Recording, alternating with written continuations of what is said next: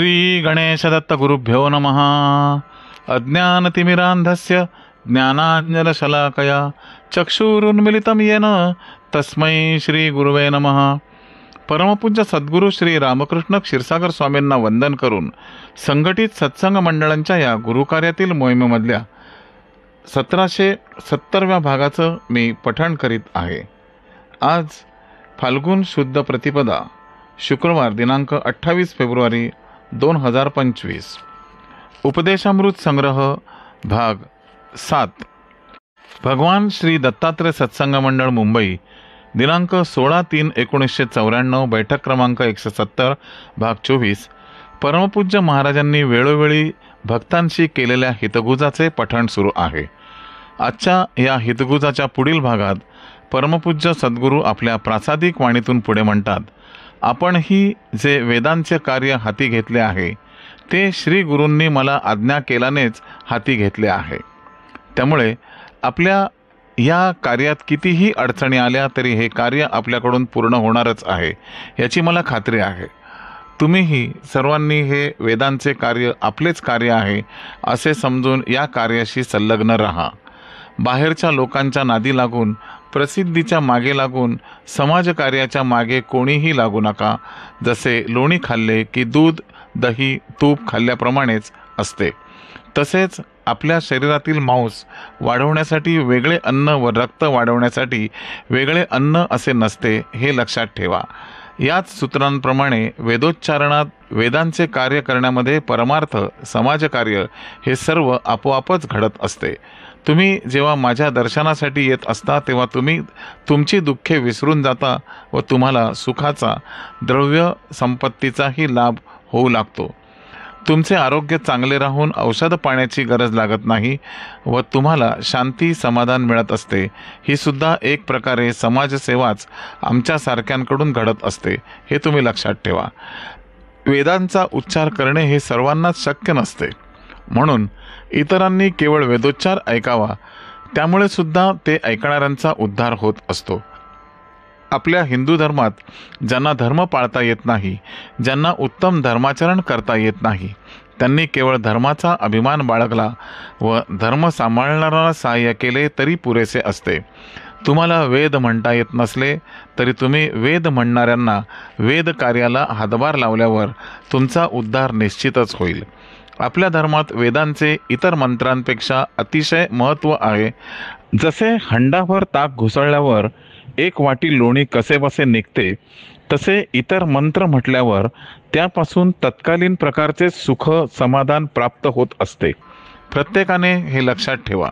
वेदाच्यावर टीका करणारी माणसं म्हणूनच जीवनात कधीही सुखी होऊ शकत नाहीत। तुम्ही सर्वांनी आता या चरणाचा आश्रय मिळाला असल्याने ह्या चरणाची मनापासून सेवा करा। सेवा करताना कोणतेही त्यात नाटक करू नका। जी सेवा कराल ती भक्तीने करा। भगवंताशी एकरूप होण्यासाठी भक्ती हेच साधन आहे। भक्ती मार्गाने तुम्ही तुमची प्रगती करून घ्या। मानव हा दैवाने नित्य उणाच असतो, त्यामुळेच त्याला संपत्तीद्वारे, बुद्धीद्वारे, कष्टाद्वारे जे प्राप्त होत असते ते त्याला जीवनात पुरेसे होत नाही। कारण बुद्धी, शिक्षण, पैसा व कष्टालाही मर्यादा या असतातच। या मर्यादा केवळ भगवंताजवळ भक्तीने गेल्यासच दूर होत जातात व भक्ताची सर्वार्थाने प्रगती होऊ लागते। भगवंताची सेवा कायम करीत राहा, त्यामुळेच वासना, अविचारीपणा, मनातील शंका यांना आवर तुमच्याकडून तो घालून देत असतो। ईश्वरी शक्तीची नियमित सेवा करीत राहा, त्याशिवाय जेवण स्वीकारू नका। जेव्हा तुम्ही भक्तीने अशी सेवा कराल तेव्हाच त्यातून शक्ती निर्माण होईल व तुम्हाला पुढील जीवनात ती उपयोगी पडेल। जीवनात काही अडचण आल्यास ती शक्ती पाहून घेईल अशी भावना मनात येण्याने सुद्धा माणसाला मोठा आधार त्या शक्तीचा मिळत राहतो। हल्लीच्या काळात मनुष्याच्या हातात पैसा आला की लगेच या जगात देवच कुठे आहे असा प्रश्न तो विचारू लागतो। अखेरीस पुढे डोळे उघडतात, परंतु तोपर्यंत वेळ निघून गेलेली असते। भगवंताविषयी मनुष्याला जे प्रेम उत्पन्न होत असते ते त्याच्या ऋणानुबंधाप्रमाणेच निर्माण होत असते। भगवंत दयाळू व भक्तप्रिय असल्यानेच सर्वांना जवळ करून आश्रय देत असतात। भगवंताची सेवा भक्तिपूर्वक जो नित्य करीत असतो त्याचाच उद्धार प्रगती होत असते. शिक्षणाचा भक्तीशी काहीही संबंध नसतो. शिक्षणाने खूप वेळा माणसं इतरांचा द्वेष करू लागतात व आपल्यापुढे कोणीही जाऊ नये अशी त्यांची भावना होऊ लागते. तुम्ही सर्व भक्त फार भाग्यवान आहात. तुम्हाला खूप जणांना काहीही शोधाशोध न करता अगदी विनासायास थोर अधिकारी पुरुष गुरुस्थानी लाभले आहेत. असे गुरु सर्व जणांना उपलब्ध होत नसतात. तेव्हा सर्वांनी या चरणांची सेवा नित्याने करणे जरुरीचे आहे. तसे केल्याने तुम्हाला जीवनात सदैव आनंदच लाभेल. उत्तम तब्येती राहतील. तुम्ही अतिश्रम केले तर तुम्हाला त्यापासून थकवा येईल, पण वार्धक्य शरीराला जाणवणार नाही. तपश्चर्याच्या जोरावर देह उत्साही राहतो. मनुष्याला देह वासना, अधिकाधिक पैसे मिळवण्याची वृत्ती बाळवणे यापासूनही वार्धक्य येत असते. तरुण वयातही अकारण अधिक चिंता केल्याने किंवा अकारण अधिक हव्यास कोणत्याही गोष्टीचा केल्यानेही मनुष्याला वार्धक्य येत असते. मनाने मनुष्य थकला की त्याला साधारणपणे वार्धक्य येऊ लागते. तेव्हा सर्वांनी खूप काळजी घेऊन मी नित्य सांगत आल्याप्रमाणे उत्तम धर्माचरण करा व या चरणांशी विनम्रपणे सेवा करीत राहा. सर्वांनी पवित्र त्यासाठी राहणे आवश्यक आहे. बाहेरचे अन्न कुठेही खाऊ नका.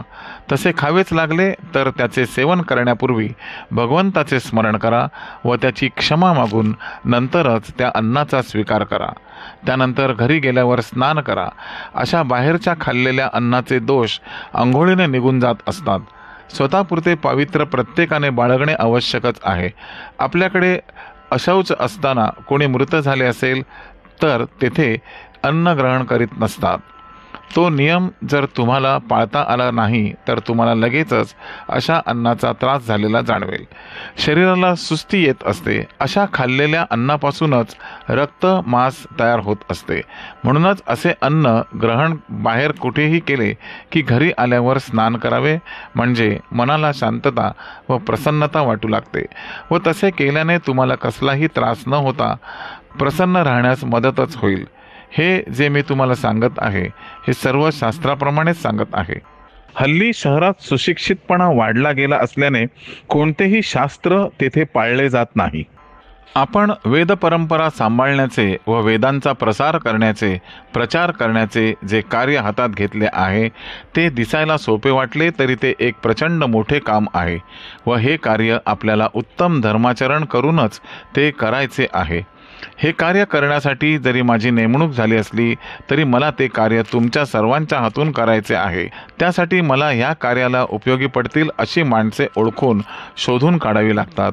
अशा माणसांना प्रेमाने जवळ करून घ्यावे लागते व त्यांच्यात असलेले दोष हळूहळू काढून त्यांना या कार्यासाठी पात्र करून घ्यावे लागते. अशा व्यक्तींची निष्ठा, बुद्धी, शक्ती तपासून पाहावे लागते. काही वेळेला हुशार व युक्तिबाजही माणसाची गरज या कार्याला लागत असते. कार्य करण्यासाठी, कष्ट करण्यासाठी वेगळे तर प्रयत्न करण्यासाठी वेगळे लोक नेमायला लागतात. तसेच बुद्धीचा वापर करणारे व विचार करणारी माणसेही विशिष्ट कामासाठी नेमावी लागतात. श्री गुरुदेव दत्त. गुरुबंधू आणि भगिनींनो, आजचे हे पठण परमपूज्य सद्गुरूंच्या चरणी सादर अर्पण. पुन्हा भेटूया ह्या हितगुजाच्या पुढील भागासाठी उद्या सकाळी 6 वाजता. श्री गुरुदेव दत्त.